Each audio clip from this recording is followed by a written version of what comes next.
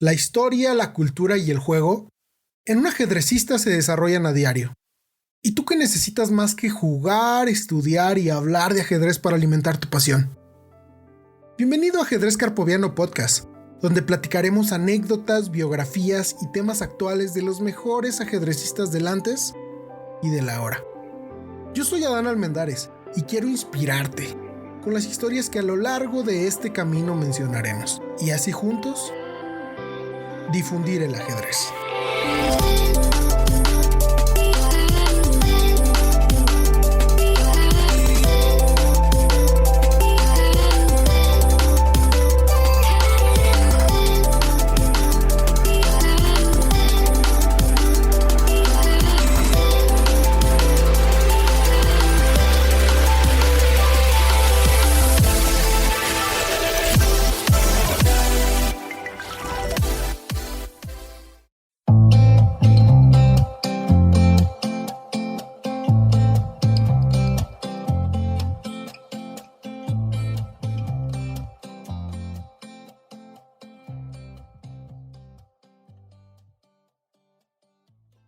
Hola, ¿qué tal mis queridos carpovianos? Bienvenidos nuevamente. Estamos en el episodio 485.325 de Ajedrez Carpoviano Podcast. No se crean, estamos en el episodio número 11 de Ajedrez Carpoviano Podcast. Les doy la bienvenida a este nuevo episodio que es algo especial. En el episodio anterior estuvimos viendo una intro de lo que pasó en en el precopeo. En el precopeo de la entrevista con el maestro Julio Granda. En este episodio 11 vamos a ver un buen tramo de la entrevista. Yo creo que de aquí todavía salen otros 3 capítulos porque la entrevista dura alrededor de 2 horas y este capítulo va a ser como de 45 minutos aproximadamente. Y pues ojalá lo disfruten. Realmente pues muchísimas gracias al maestro Julio Granda por habernos dado la entrevista que fue como desde julio del 2020 y apenas la estamos sacando, ¿no? Y muchas gracias también a su hija, a Mariela Granda, que fue quien me ayudó en la coordinación de la entrevista. Muchas gracias a los dos, de verdad se aprecia mucho el gesto y pues como lo habíamos comentado, ¿no? Esta entrevista es para nuestros amigos peruanos que nos estuvieron acompañando desde un principio. Conforme vayamos avanzando vamos a ir entrevistando a los mejores jugadores de diferentes lugares. Por ahí en el canal de YouTube tenemos una entrevista con Ariel Sorín, que también quiero que la vean. También está súper interesante, da mucha información tanto técnica como digamos de habilidades blandas de los ajedrecistas. Está súper chida. Y pues bueno, no me queda más que decirles muchas gracias por seguirnos en este boom de Gambito de Dama de la serie de Netflix. Pues la verdad es que ha habido muchas reproducciones, muchos seguidores que se han agregado al podcast y muchas gracias a todos. Seguimos creciendo tanto en el canal como en el podcast. Muchas gracias a todos. No me queda nada más que darles la bienvenida. Espero disfruten la entrevista. Nos vemos en un ratito más. En este episodio les tengo una gran sorpresa a todos mis amigos de Perú. Es muy grato sí, les quiero agradecer simplemente el apoyo porque desde que iniciamos hubo gente que nos siguió desde que iniciamos y pues me di a la tarea de intentar contactar con un gran jugador, un jugador histórico de su natal Perú. Y pues afortunadamente logramos traerlo. Aquí conmigo se encuentra el profe Edgardo Pacheco. Algunos ya lo reconocerán por la entrevista anterior. Por ahí tuvo una anécdota muy interesante con nuestro entrevistado. Va a estar aquí con nosotros acompañándonos. Profesor Edgardo. Hola, ¿qué tal? Mucho gusto. Gracias por la invitación, Adán. Y es una extraordinaria sorpresa tener, sin duda, al mejor jugador de Latinoamérica por años, y uno de los mejores jugadores del mundo, y si no me equivoco, campeón mundial senior recientemente. A ver si adivinan, Adán, pero seguramente ya van a saber de quién se trata, pero bueno, ya les dimos unos tips, ¿no? Claro. Aquí ya es para que ya estén adivinando quién es. Sin previos, vamos presentándolo. Es el primer gran maestro de Perú. Como bien lo dijo el profe Pacheco, es uno de los mejores jugadores de Latinoamérica. Tiene una excelente historia, una gran historia y una personalidad muy atractiva. Es súper agradable, súper agradable. Tiene un canal de YouTube también por ahí que también lo sigo. El profesor Julio Granda, maestro Julio Granda, él nació el 25 de febrero de 1967 en Camaná, Arequipa, Perú. Maestro Julio Granda, por favor. Sí, ¿qué tal, Adán? Mucho gusto. Aprovechar también para saludar, aunque ya previamente nos habíamos visto. La otra vez tuve la ocasión de estar al tanto de la entrevista que le habías hecho a Juan Edgardo Pacheco y rememorar, por ejemplo, una anécdota que yo me había olvidado, ¿no? Me había olvidado que en 1986, durante el Mundial Juvenil que se hizo en Noruega, pues hubo una anécdota en que yo me pasé de largo, ¿no? No me quedé en Gausdal, que era el lugar, o por ahí cerca, y me fui hasta Suecia, ¿no? Dije, ¿dónde estoy? Me había quedado dormido y luego, claro, tuve que... Entonces, no, hay anécdotas que uno las olvida y que qué bonito que Juan Edgardo la haya rememorado, ¿no? Y es muy grato. Y eso es lo bonito del ajedrez, ¿no? Que uno cuando viaja, conoce amigos, tantas anécdotas que quedan ahí y que, como dicen, recordar es vivir, ¿no? El profe Edgardo Pacheco mencionaba el día de ayer que estábamos platicando que los amigos que se hacen en el ajedrez son para siempre, ¿no, profe? Sí, sí, sí, sin duda. Otra cosa que recuerdo mucho del gran maestro Julio Granda, aparte de su gran bondad como persona y ser humano, es que eras muy bueno para el fútbol, maestro Julio. Yo me acuerdo que hicimos una cascarita allá en Noruega y eras bueno para burlar a la gente, para driblar y todo eso. De eso también me queda muy clara la idea. Mira, a mí siempre me ha gustado el fútbol, aunque aquí a mi lado tengo a mi hijo, que es el crítico más acérrimo que tengo.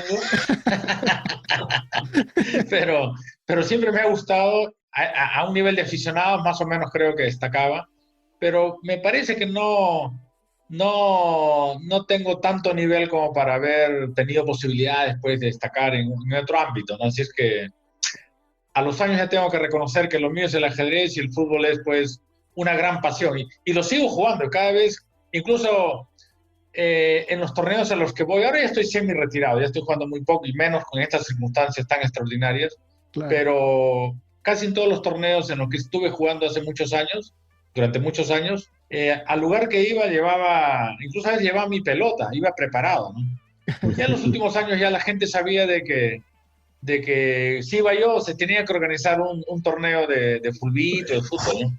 Y los que iban ahí decían, va Granda, entonces voy a llevar mi material deportivo para jugar. Incluso en el mismo Noruega he jugado partidos con Carlsen, con gente así conocida del ajedrez. Órale, qué interesante. Qué genial.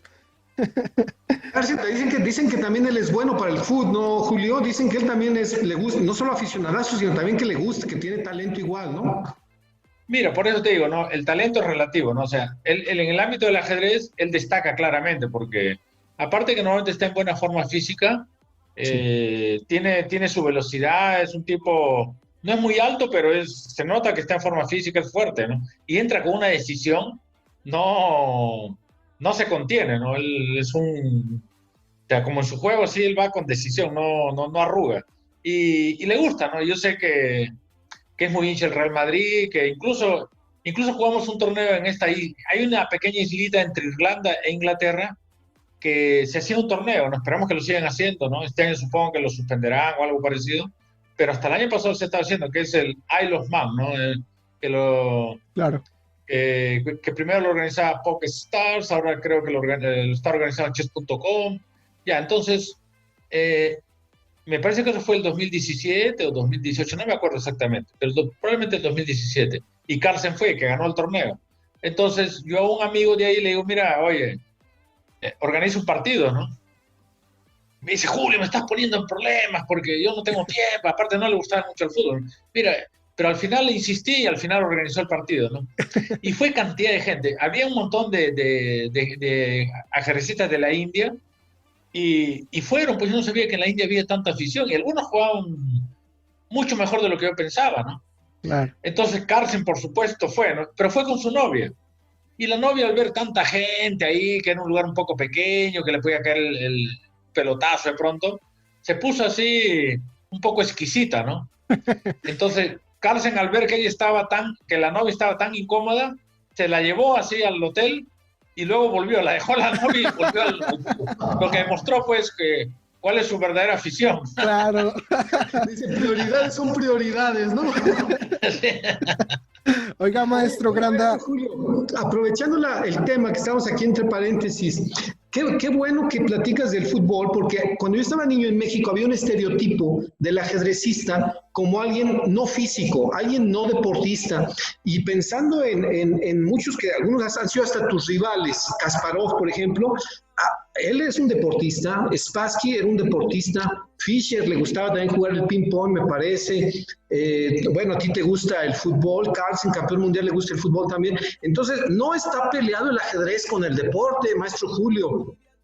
Yo creo que se impusieron o se establecieron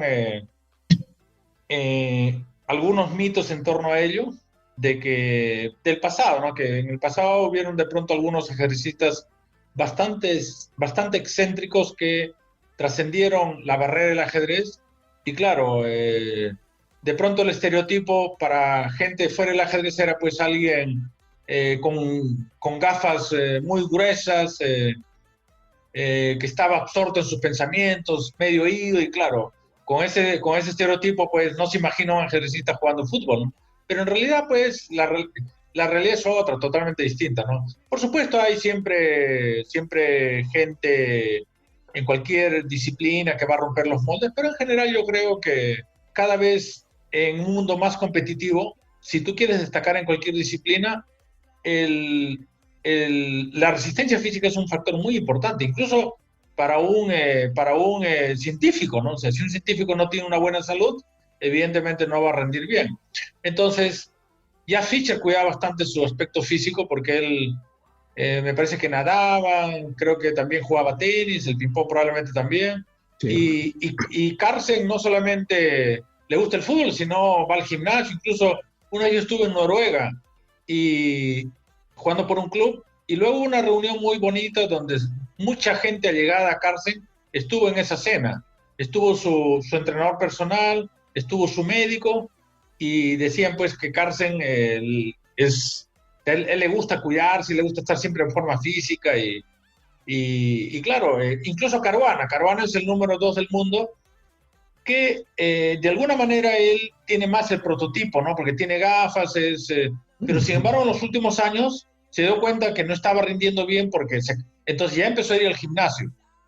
Entonces ya ese estereotipo del pasado yo creo que puede ir quedando archivado porque la realidad es de gente relativamente normal. Los ajedrecistas creo que somos un poquito especiales porque es una actividad también nos ven distintos porque claro, hacemos una actividad que es deportiva pero que es distinta a la mayoría de los deportes físicos.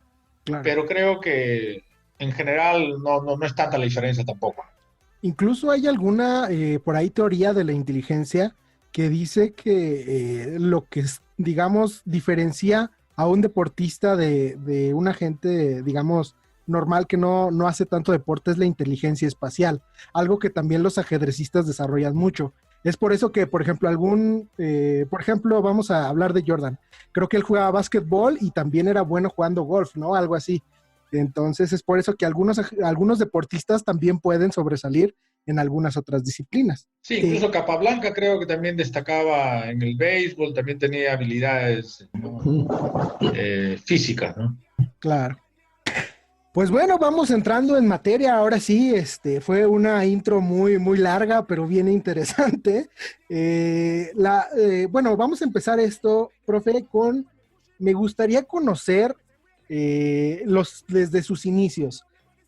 Quisiera saber cómo fue su familia, cómo fue el crecimiento desde que era un niño, cómo fue, digamos, avanzando a través de sus edades, sí, o sea, simplemente cómo era su familia, cómo eran sus hermanos, cuántos hermanos tuvo, para conocer, digamos, que las raíces de dónde puede venir un campeón. Sí, mira, mi infancia transcurrió en el campo porque en realidad mi familia paterna es de esta ciudad del sur del Perú, en la zona de Arequipa, pero Arequipa es una un departamento. Aquí se dice departamento, en México son estados, digamos el equivalente al estado, Ya.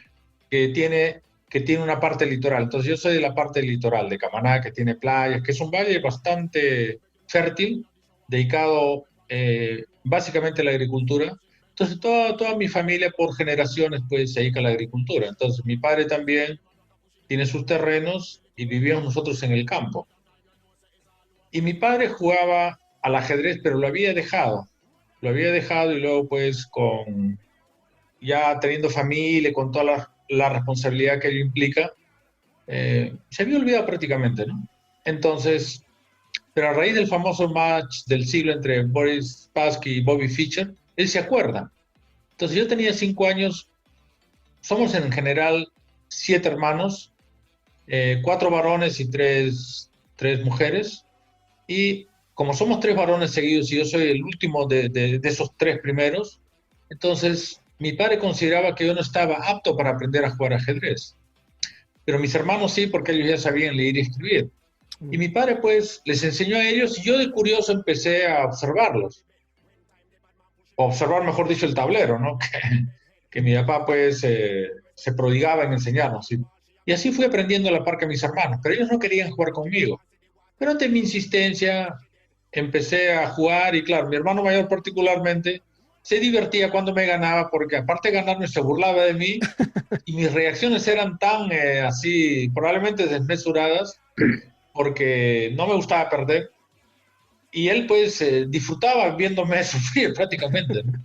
Entonces cuando terminaba la partida eh, o cuando estaba ya por terminar la partida, los rictos de burla en su cara aparecían y ya me estaba preparando para perseguirlo, ¿no? Entonces, no bien me daba el jaque mate, sin querer hacíamos lo de mente sana en cuerpo sano, ¿no? Porque empezaba la correteadera, yo lo perseguía, por supuesto que no lo alcanzaba porque él era más rápido, mayor, y ya pues, sí, pero eso me daba tanta rabia y tanta frustración que me desarrolló sin querer, creo que algo muy, muy provechoso para mi carrera, ¿no? ¿Dónde me había equivocado? Entonces creo que todo eso influyó para que yo me diera cuenta dónde me equivocaba y claro, y esa fue creo que esa ha sido una clave en mi carrera como para haberme seguido desarrollando sin necesidad prácticamente de entrenamientos, de libros, o sea, digamos, yo me he desarrollado en el ajedrez de una manera natural, salvo cuando mi padre a los 10 años me enseñó un tratado de ajedrez de Roberto Grau, de un autor argentino. Claro. Sí. Qué interesante. Bueno, pues ya se me adelantó un poquito, profe. La pregunta aquí, ¿cómo fue su primer acercamiento al ajedrez? Ya nos comentó que por ahí su padre les enseñó primero a sus hermanos, pero ¿cuál fue su primer recuerdo así que usted vio el tablero, qué hizo? Mira, cuando uno empieza a destacar relativamente, como yo lo hice desde muy pequeño, entonces luego se empiezan a tejer muchas historias, incluso muchos mitos que no son ciertos. Entonces al final no sabes realmente cuál es lo cierto, ¿no? Yo sinceramente no tengo recuerdos tan nítidos de esa etapa. Más tengo confusión en cuanto a lo que a veces diferentes versiones familiares dicen al respecto, algunos allegados, algunos amigos. Pero sí me imagino, ¿no? Que el ajedrez pues ejerció una tremenda atracción.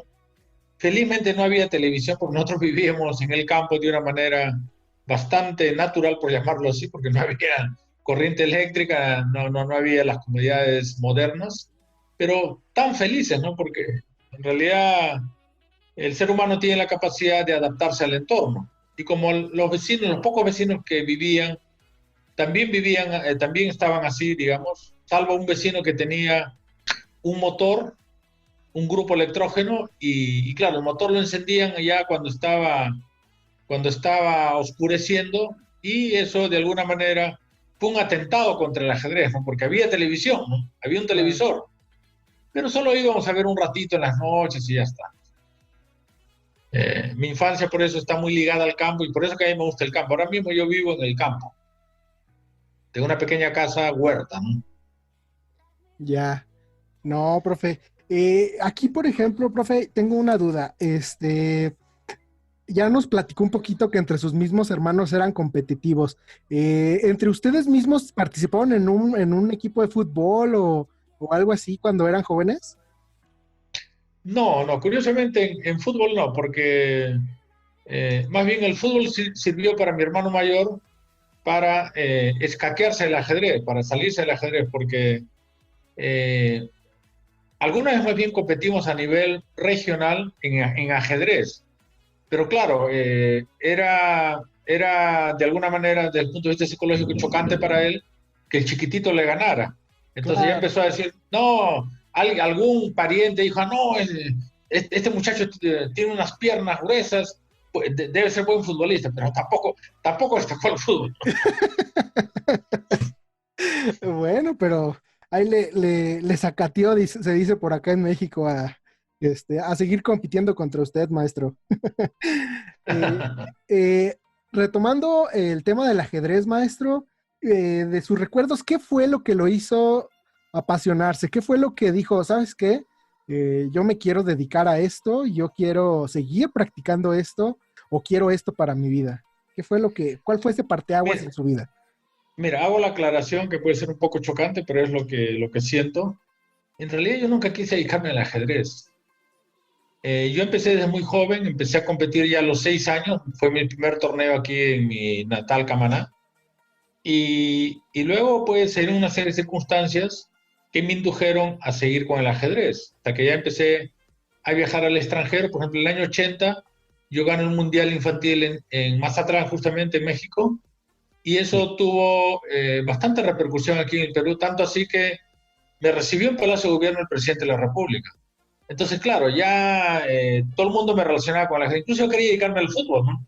Entonces, alguien me decía, oye, lo tuyo es el ajedrez. No, no, pero yo quiero el fútbol, ¿no? Nada, y así que ya eso pues, incluso cuando yo gano ese mundial infantil y regreso al Perú, obviamente como me recibe el presidente de la República en la capital, en Lima, luego cuando llego a mi pueblo hay una caravana de coches que me lleva hasta la Plaza de Armas, y en ese recorrido me ponen la camiseta con la que yo jugaba por un equipo, porque yo jugaba en un equipo ahí de barrio, ahí, ¿no?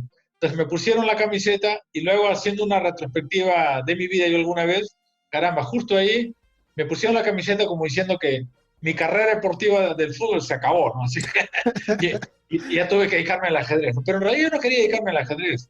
¿Qué edad tenías en ese momento, maestro Julio? ¿Qué Yo, edad yo tenías? tenía 13 13 años. años. Fue cuando fuiste campeón mundial infantil aquí en México.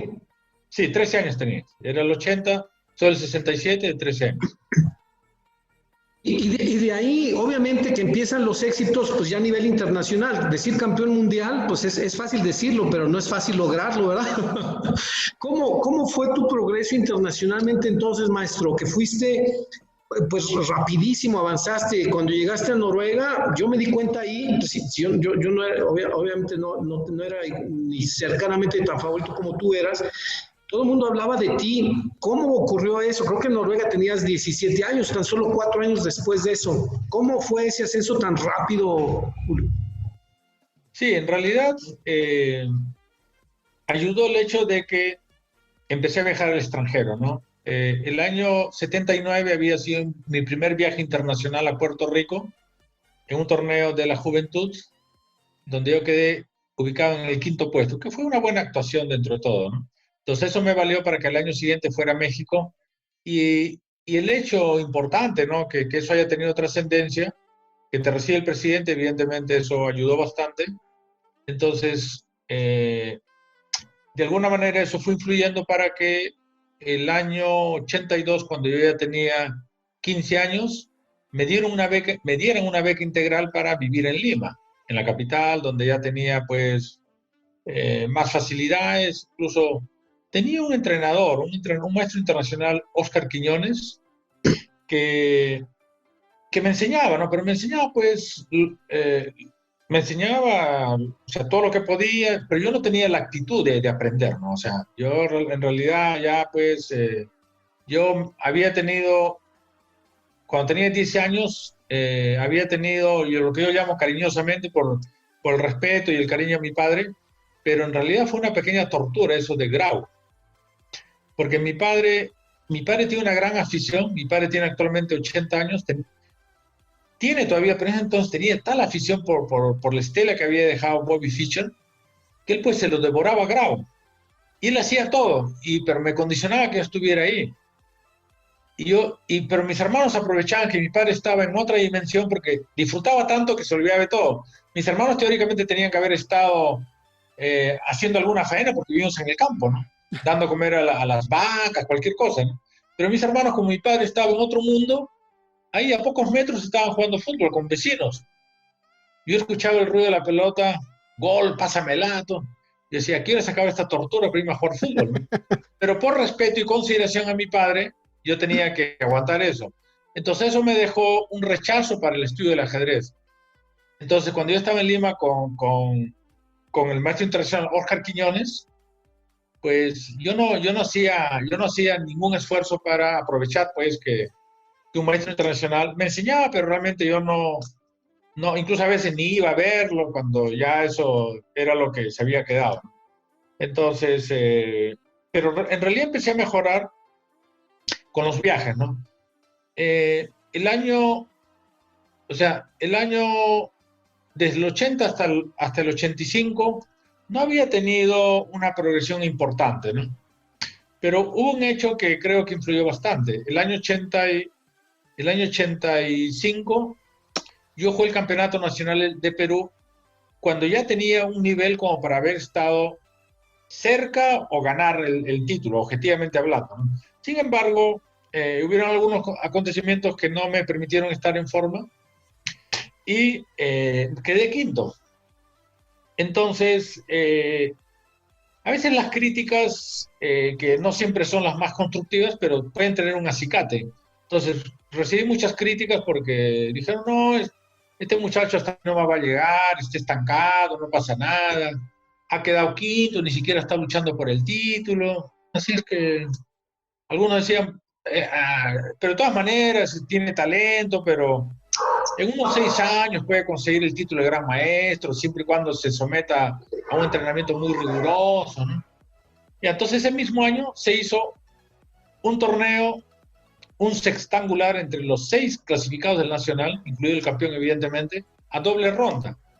Entonces yo estaba tan afectado por esas críticas, que algunas fueron hasta destructivas, que es normal, ¿no? Pero uno también tiene que aprender porque es normal, siempre la vida va a haber críticas constructivas y destructivas, pero uno tiene que canalizarlas de la mejor manera.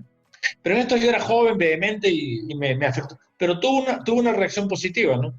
Entonces jugué ese sextangular con unas ganas, con tantas ganas que hice 100%, ¿no? 100% de efectividad, y eso ya como que hubo un punto de quiebre. Entonces al año siguiente, el 86, voy a Cuba, que tuvo el gran gesto, por eso siempre le tengo mucha gratitud a Cuba, que me pagan todo como medio año para que yo vaya a jugar varios torneos con opciones de conseguir el título de gran maestro. Entonces voy al primer torneo Radio Rebelde que se hizo en febrero, fui como un león, pero claro, tenía las garras poco afiladas, así es que me ganaron varias partidas, pero ya gané algunas y ya se notaba que estaba con otra decisión, con otro talante. ¿Qué edad Y tenía luego en ya ese el momento, siguiente profe? torneo y hice mi primer nombre gran maestro.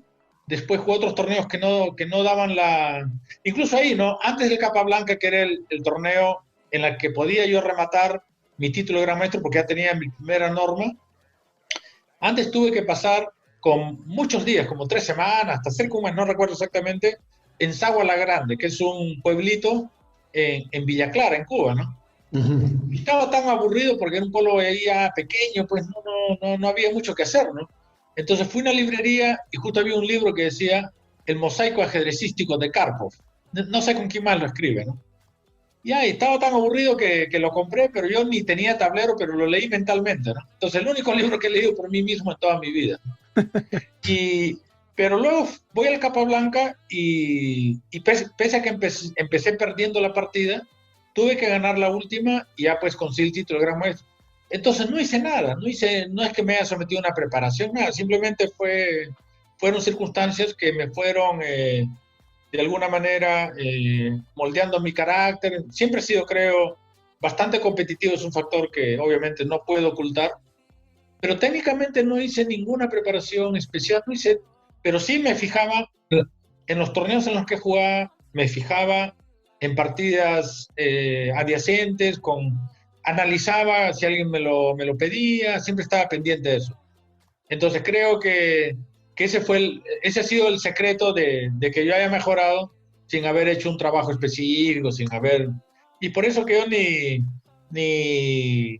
ni había considerado dedicarme al ajedrez, pero claro, ya cuando ya conseguí el título de gran maestro y ya empecé a viajar y uno es joven y empiezas a divertirte en otros campos, ay, qué bonita vida, ¿no? Entonces seguí con el ajedrez, pero no es que yo me haya planteado dedicarme al ajedrez, pero ya evidentemente el ajedrez es parte ineludible de mi vida. En ese entonces, maestro Julio, ¿cómo veías el nivel que ya era fuertísimo en Cuba? Y no sé si te tocó en ese entonces ir a otros lugares como Argentina o ¿cómo veías el ajedrez en Latinoamérica en cuestión de nivel en aquel entonces que eras un jovencito, ¿no? ¿Cómo lo veías entonces y cómo ves que ha evolucionado de allá, de entonces a ahora, maestro Julio? Sí, bien que haya citado ambos países porque son los que tienen una muy buena tradición de ajedrez. Yo creo que el hecho de que hay un campeón mundial de la talla de Capablanca, por más que sea un país tropical y con tanto ritmo musical, pues el ajedrez ahí es bastante popular, ¿no? Y en Cuba puede fallar muchas cosas, pero no el Capablanca. Es un torneo que tiene muchísima tradición, justamente un personaje tan insigne de la talla del genial cubano. Y en Argentina también fueron muchos, Don Miguel Naidorf, Elis Casas, muchos jugadores de primer nivel europeos que se quedaron en Argentina, y Argentina en realidad también era una gran potencia y tenía un nivel cultural muy alto, de tal manera que el ajedrez era bastante popular. Entonces, efectivamente, yo jugaba en ambos países, que son los que tienen, pues, Brasil también tiene, pero más jugaba en esos países. Y en realidad el nivel de Latinoamérica siempre ha estado rezagado y creo que lo sigue estando todavía con relación a Europa, ¿no? Porque en Latinoamérica no tenemos un medio adecuado. Es una pena que siendo tantos países con una lengua común, con sus pequeñas diferencias, pero nos entendemos todos, incluso hasta los brasileros nos pueden entender, más ellos a nosotros que nosotros a ellos, pero nos entendemos también. Y en realidad somos muchos y es una pena que un país no haya establecido un torneo importante como lo ha establecido Cuba con el Capablanca. Sería bonito que México, ya México tiene el Torre, ¿no? Digamos, torneo que tuvo algún momento sus problemitas, pero que felizmente se mantiene vigente. Pero Perú tuvo un ajedrecista en la antigüedad importante, Esteban Canal, y hay una plaza que lleva su nombre, en Miraflores, en Lima. Sí. Pero no, y se hacía un torneo en su memoria, pero no se sigue haciendo. Entonces, ¿se imaginan que Perú reviva su Esteban Canal, que incluso el Carlos Torres se potencie más, que Chile también tenga su torneo, en memoria, por ejemplo, a don René Letelier, digamos, ¿no? Siempre hay un personaje que ha destacado, ¿no? Bolivia, que cada país tenga un solo torneo importante. Entonces eso nos permitiría realmente tener un medio donde nuestros jóvenes podrían viajar dentro del continente y tener la oportunidad, pues, de mejorar su nivel. Sin embargo, no tenemos ese medio adecuado. El ajedrez es barato en su difusión, pero caro en su perfección, porque implica viajar. Y viajar a Europa, pues, es complicado. Tú has estado, Juan Eduardo, sí. En Europa y sabes que hay una diferencia notoria. Entonces, eso complica las cosas. Entonces, yo veo de que han pasado los años y seguimos estando rezagados con relación a Europa y ahora hemos sido claramente superados por Asia también, ¿no? Porque vemos que dos superpotencias como China, India, otros países, incluso como Irán, están teniendo bastante fuerza en el ajedrez y Latinoamérica no despega todavía porque talento siempre hay, por ejemplo, en Perú particularmente hay bastante talento, pero claro, si ese talento no dispone de un medio adecuado, no tiene la inversión necesaria se va a perder en el camino. Yo tuve la suerte de que, pese a que en ese momento no había tanto apoyo, como lo hay ahora de pronto, y no había tantos torneos, dentro de todo se dieron una serie de circunstancias favorables que permitieron mi desarrollo, pero son casos excepcionales, ¿no? Habría que darles la oportunidad a más gente. Claro. Maestro, tú has viajado por todo el mundo y conoces obviamente pues, Europa, conoces Estados Unidos, conoces seguramente Asia, ya está en Latinoamérica. En México hemos ido avanzando poco a poquito, yo pienso que despacio, pero por ejemplo hemos capitalizado nombres que son valiosos para los mexicanos. Por ejemplo, tenemos un premio Nobel de Química, Mario Molina, pero él se hizo en Estados Unidos. Tenemos al primer gran maestro mexicano, Marcel Cisniega, que creo que jugaste con él algunas veces, pero él también se hizo en Estados Unidos. Carlos Torre, tenemos el torneo de Carlos Torre, pero él se hizo en Estados Unidos. Realmente infraestructura, salvo que la mejor opinión de Adán, pero infraestructura no hemos hecho de manera masiva. En Perú ya tienen a los Cori, ¿verdad? Tienen, bueno, en Venezuela creo que está este muchacho Iturriaga, ¿no? En Brasil, no se diga, etcétera. ¿Qué has visto en cuanto a infraestructura para que en Europa, Estados Unidos, Canadá, Asia, que mencionas, se hayan desarrollado tanto y tan rápido en tu experiencia que has viajado tanto, Maestro Julio? ¿Qué han hecho bien ellos para que quizá en Latinoamérica podamos copiarlos o imitarlos, aunque sea poquito? Sí, la verdad que evidentemente el hecho de que sean países desarrollados con una mejor economía y por supuesto un nivel cultural más alto, que eso definitivamente va a influir en cualquier ámbito, entonces es una ventaja que ellos tienen, ¿no? Pero con el ajedrez yo creo que se podría hacer más cosas, porque si nos organizáramos todos los latinoamericanos, evidentemente podríamos tener una escuela, como te digo, un circuito de torneos, podríamos, pero claro, no, por lo visto algo falla que no somos capaces de poder organizarlo de esa manera, pero el hecho que no se haya hecho hasta ahora no implica que no se pudiera hacer más adelante. Entonces ese puede ser realmente un gran objetivo, como para que en el ajedrez al menos, que hay bastante talento en toda Latinoamérica, podamos pues tener no solamente mejores ajedrecistas, ¿no? Que talento los hay, has citado algunos, los hermanos Cori y Torrizaga, ni hablar de los cubanos, Lenier Domínguez, que es el mejor ajedrecista actualmente de habla hispana. Pero es un trabajo que hay que hacer, ¿no? Por ahora el medio es Europa, en Asia también se está desarrollando, Estados Unidos también tiene un circuito de torneos, es otro medio, ¿no?